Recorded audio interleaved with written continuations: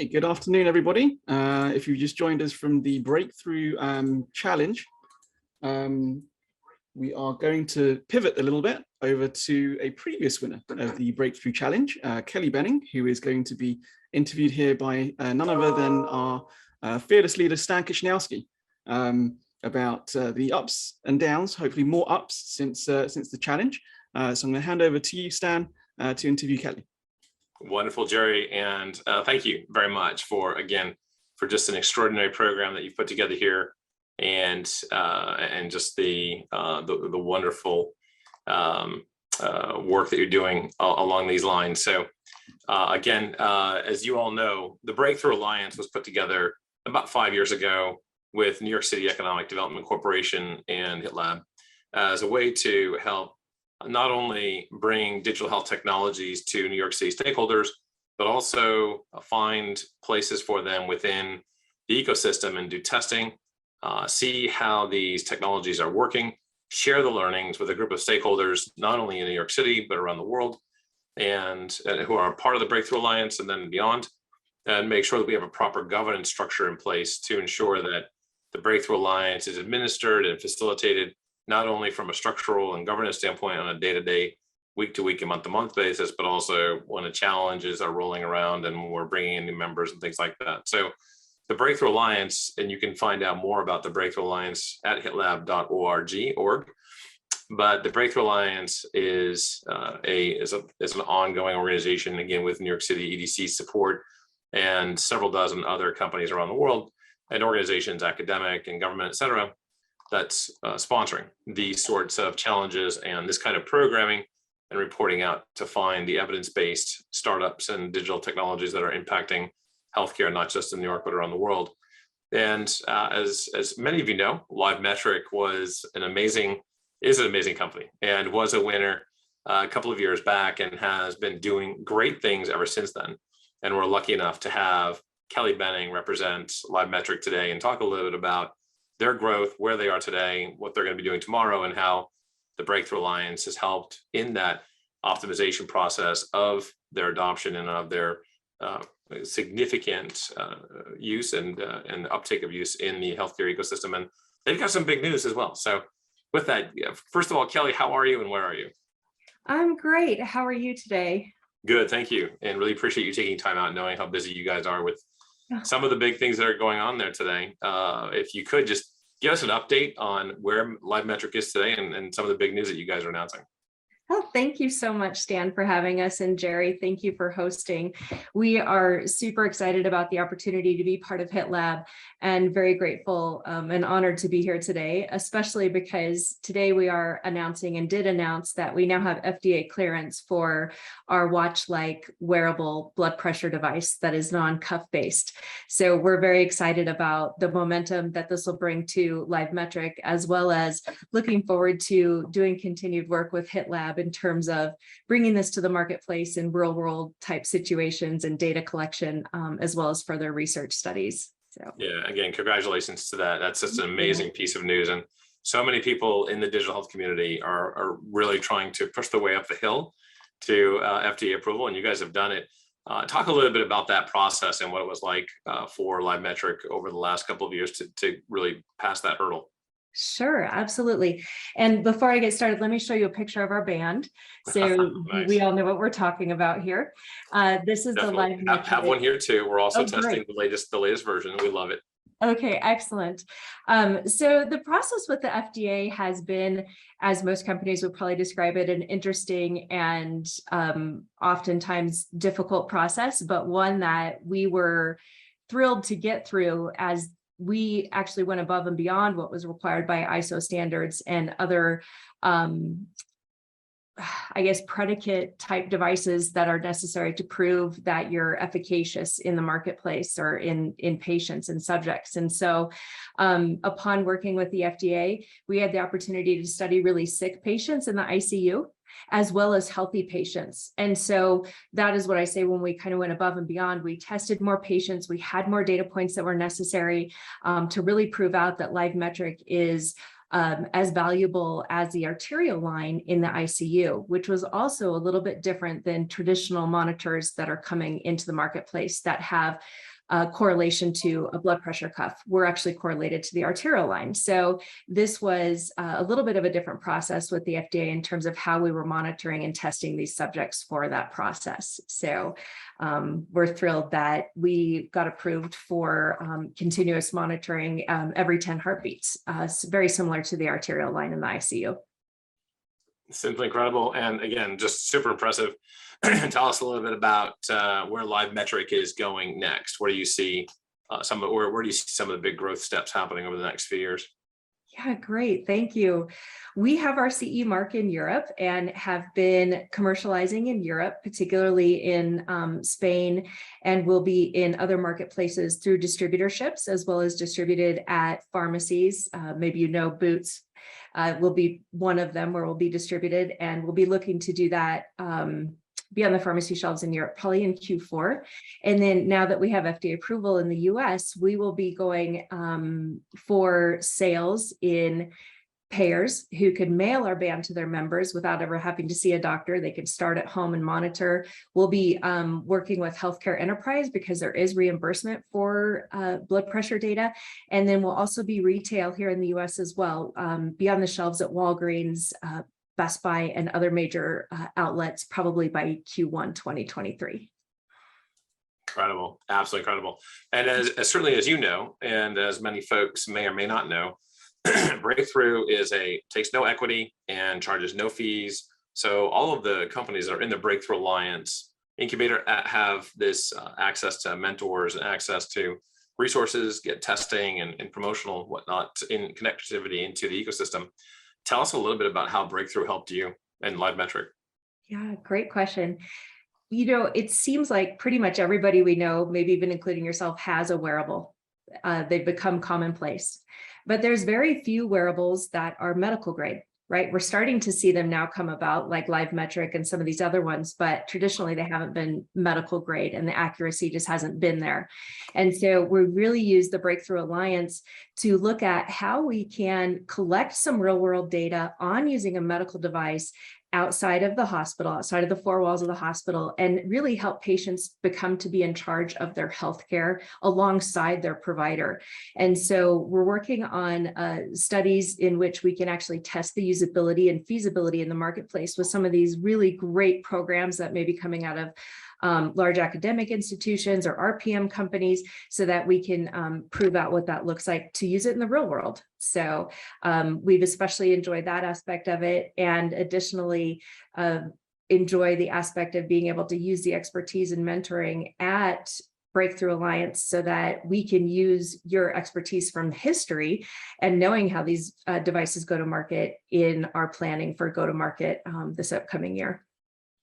That's incredible. And yeah, it's just so exciting to see something like this come to be, given the importance of blood pressure for people to be able to manage that. Obviously, you know, the big tech companies like an Apple and a Google and whatnot have not been able to get there. And in fact, you know, I think this is exciting about what you are doing. Tell us a little bit about how and why you think LiveMetric was able to do that, and why some of the bigger players like a Fitbit, now Google, and other ones like Apple and others haven't been able to get there yet, and you have. Yeah, oh, that's a really hard question. I can answer it from our perspective. And you're absolutely right. We've seen and have talked to the companies that you mentioned and the amount of money that they've spent on trying to bring up continuous blood pressure monitoring without success so far. And what I can say is that LiveMetric is backed by a phenomenal team. Our CEO, Tomer, is a fourth-time entrepreneur from the aviation and communications industry. He's a bioengineer and was able to repurpose MEMS nanosensors from the aviations and communications industry into this band. And through the use of those MEMS nanosensors, we're able to measure actual pressure. And by measuring actual pressure, we can correlate to the accuracy of an arterial line. I would say just the knowledge and the experience and the expertise that our team brought to the table, especially in artificial intelligence or the machine learning algorithms that we built, alongside the array and the layout of those MEMS nanosensors, has made LiveMetric possible. And I probably just can't say enough about the brilliance of our co-founders and our Chief Technology Officer, Dr. Ori Hay, as well as others who are intimately involved with the engineering and development of the product is just top notch. It's phenomenal. So that is the secret to success. I think everyone heard it here first. Make sure that there's leadership like Tomer, someone who understands what it is to scale it and nail it, as the book is, from Silicon Valley in healthcare and medtech. That's not easy to do. And then make sure that the proper superstars are around them, obviously like Kelly, in understanding the ecosystem and how to reach people in the ecosystem, and like the medical and clinical side, as well as the technical and engineering side.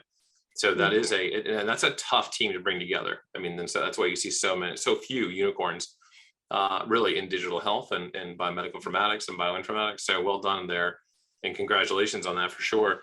Let's go back to that topic around the technology adoption in the ecosystem. You know, where do you see the obstacles for that? Because that's where we see a lot of folks, after they get through the actual approval side, the obstacles of getting into the ecosystem and getting revenue streams going for these devices can be difficult. Where do you see the obstacles for LiveMetric, and how does LiveMetric look to answer those obstacles and tackle them head on? Yeah, great questions, and something that we contemplate on a daily basis. And I will take two answers to that question, one related to the users and one related to providers. And as you know, users of wearable technologies have a tendency sometimes to put them in a drawer or use the technology for a while and then forget about it.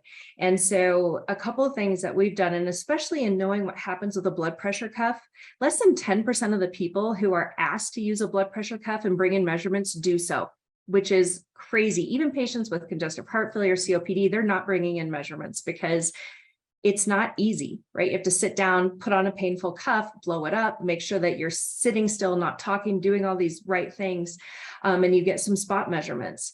And we know that once patients are diagnosed with hypertension or they're on a medication and they're controlled, they put that cuff in a drawer, and it's never to be seen again. And so what we really wanted to do for the users was create a band that can be worn passively without the cumbersomeness of a cuff. And what that means as well is that they can actually sleep with the band on, and a cuff blowing up won't wake them up. So for the first time ever, they're going to have access to their data at night.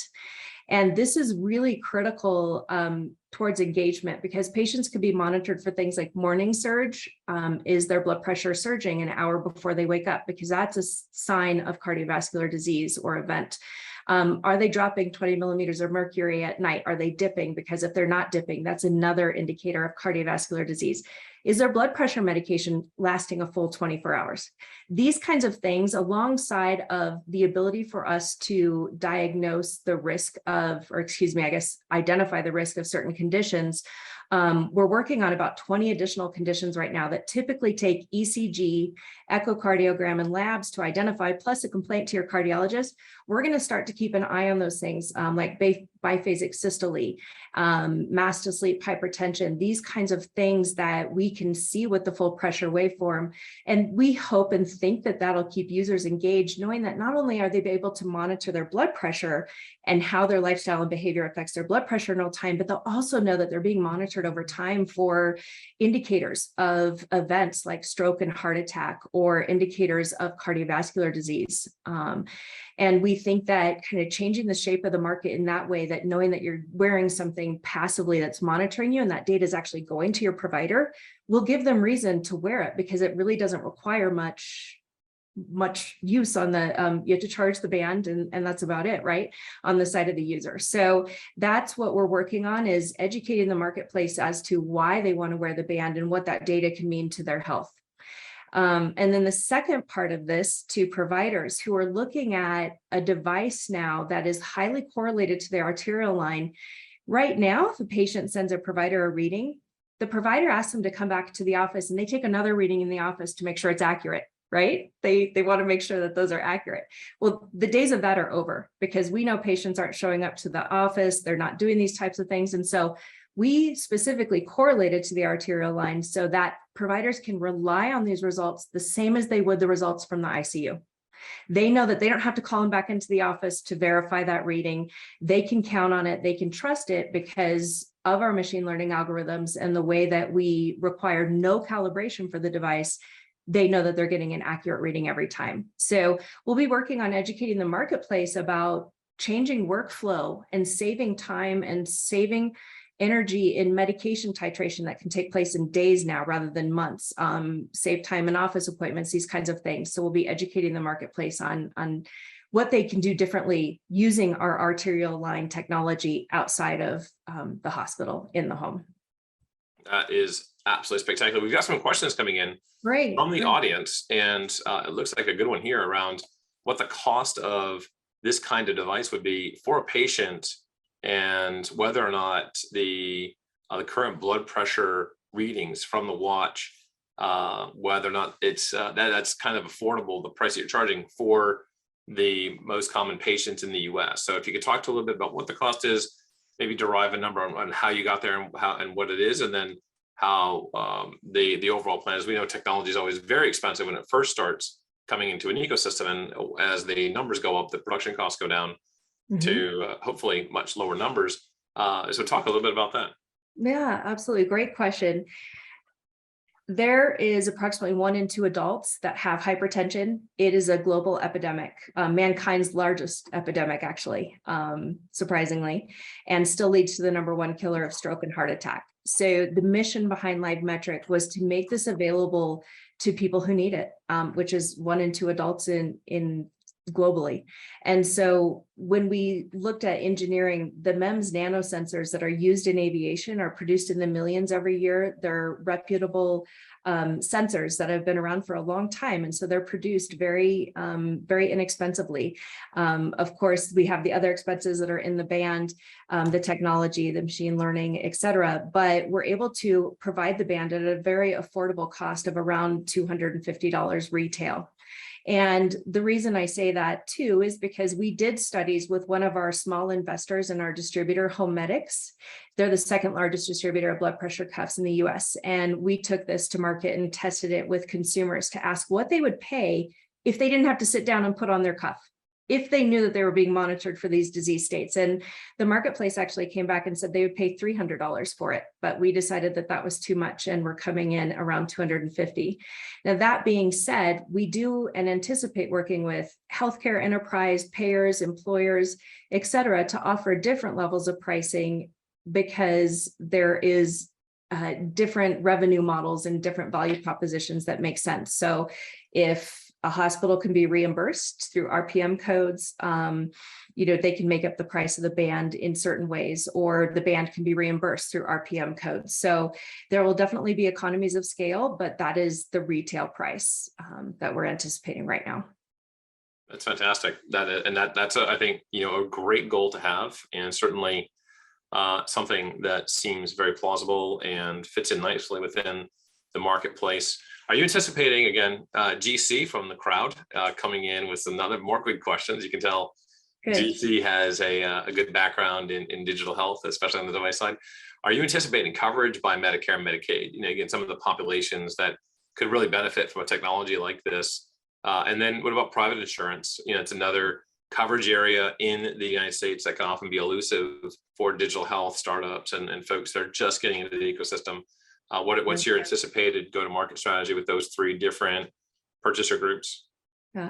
Right now, I said 1 in 2 Americans has high blood pressure, and about 60% of the claims data right now shows a person with hypertension. So CMS and private payers know that this is, and even employers know that this is an issue, and they're looking for solutions that patients can utilize at home and monitor in real time how their behavior, lifestyle, and medications affect that blood pressure.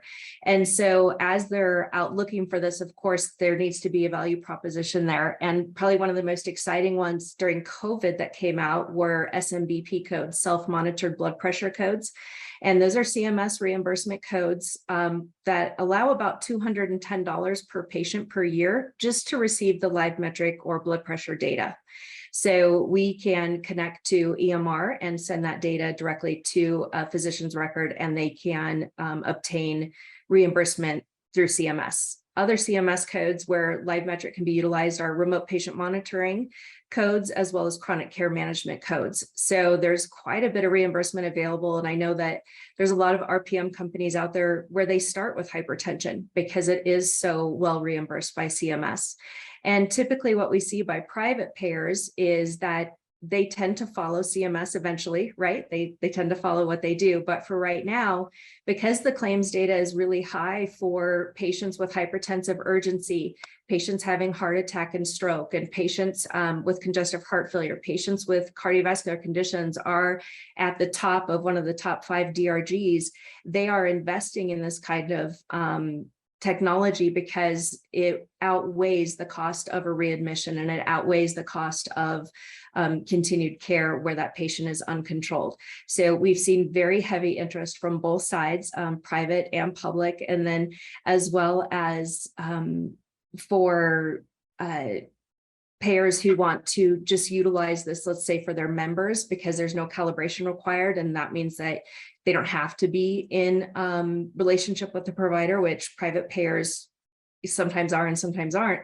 That means they can mail bands to their members and have them start the process at home and begin to monitor themselves for improved outcomes. So we're really excited about this. We've also seen the AMA write a letter recently along with those SMBP codes that they want blood pressure devices to be covered, to be reimbursed. So up to today, they're not reimbursed. They are a little bit through RPM codes, but we think that is going to happen. We think that they will be reimbursed soon. And along with those SMBP codes and RPM codes, it's a great time to be entering the marketplace. That's fantastic. And again, as many folks know, certainly in the Columbia community, Professor Frank Lichtenberg has been doing research on medical technology adoption and the economics of medical technology adoption, especially emerging medical technology. Yeah. And in the digital health space, a lot of the big purchasers like large self-insured employers, Medicare, Medicaid, et cetera, are still trying to understand the 30-year data, the 20-year data, the 10-year data of digital health devices, which doesn't exist yet because This is all so new. And so there's a struggle to be able to show the longitudinal aggregated data since it doesn't exist. But I think we're all confident that as we're getting more and more data, we're going to show that these devices and these apps actually do have extraordinary efficacy when put together over the long term. And yeah, that just sets up live metric for amazing things. And talking a little bit about that, I think it's again, what is the live metric strategy now looking like we're going into a recession? And we have Chairman Powell talking about a softish landing, which no one really knows what softish means, but I think that's everyone's wondering, what does a softish landing through this quasi softish recession mean for live metric, and how does a digital health company take a playbook from your strategy, or take a page from your playbook rather, and develop a strategy for growing and scaling during a quasi recession? Yeah, this is another really great question. Thank you, Stan. And I'm going to date myself here just a little bit, but I was back around when pharmaceuticals began advertising to consumers on television. And they were talking about the new drugs and that they were bringing to marketplace, and physicians really, they didn't care a whole lot for that at the time. They really fought against it. They wanted to be the experts. They wanted to recommend the medicine. And now they've adopted it because they like that the patients are beginning to take charge of their conditions and monitoring. And we're seeing the same thing with monitoring now with medical device. And as we go into a recession, I think we're going to continue to see a drop in paying for office visits, a drop in paying for visits to urgent care or the emergency department. People are going to be very interested in monitoring themselves so that they don't have to spend those additional dollars at the provider's office. And we've already seen a massive drop off during COVID.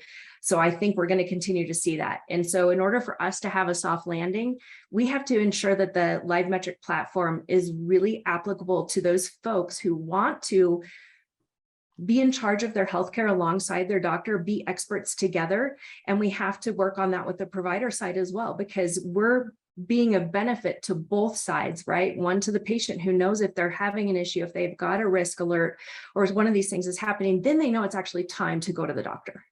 And on the provider side too, when they can begin to monitor this, they're not necessarily asking those people to come in for appointments that they don't unnecessarily need, like a double blood pressure check or these kinds of things. And so we think in order to have this soft landing, we're going to hit the marketplace at a time where people are being a bit more stringent about spending money in healthcare, but the overall cost of this is much less than the cost of going in for providers' appointments, urgent care, and especially to the emergency department. And if you were admitted, obviously, it's less than 1% of the cost of that typically. So we think that we're going to be coinciding with what the market is asking for right now, and that is to have more control over their condition and to have more data about their condition so that they can better manage it.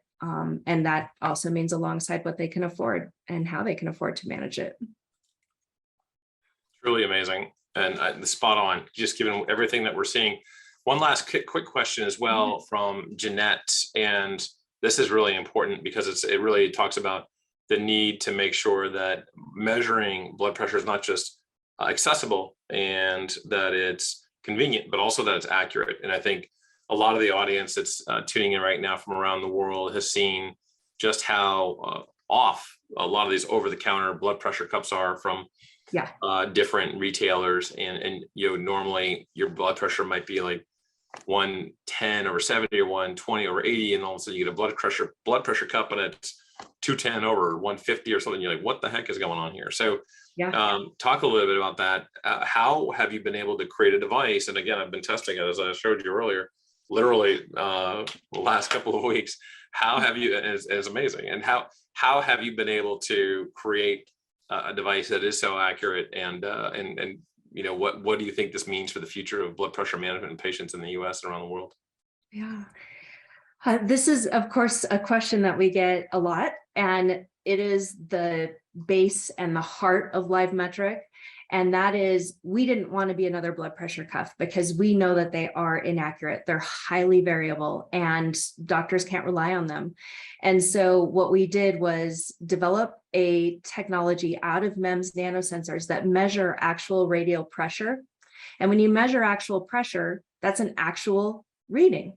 Whereas a cuff and PPG sensors like you would find in an Apple Watch or a Fitbit, they measure blood flow, right? And that blood flow can vary based on, did you have coffee? Did you exercise? Did you eat something that you shouldn't have? Did you have a high salt lunch? Your skin color is really imperative for PPG sensors, as well as the width of your veins, these kinds of things. And that's why they are variable and sometimes inaccurate. And so by being able to monitor actual pressure, we are the only device on the market that I am aware of that is highly correlated to the arterial line that can be used outside of the hospital. So what we did was we did our validation data, which is in the American Journal of Hypertension right now. We did our validation data against the arterial line, and we showed that we are highly correlated, both systolic and diastolic, to the arterial line. So this means, again, that those readings that the provider gets are the same as if they stuck a catheter in your artery and they were measuring that actual pressure. We're doing the same thing, just non-invasively on the outside of the wrist. And that is how LiveMetric is as accurate as an arterial line. Incredible. So again, thank you for being a part of the Breakthrough Alliance community, Kelly. You and LiveMetric represent well everything that New York City, EDC, and HITLAB, and all of the funding supporters like Merck Global Innovation Fund, Esplanade, and the largest venture capital digital health company in Canada, and so many other terrific folks have meant to the network, and really looking forward to working with you in the future. Thank you again. Take care. Thank you. Bye-bye. And with that, we're going to hand it back over to our fearless leader, Jerry Antamano, and looking forward to seeing you all soon again on a session later on today.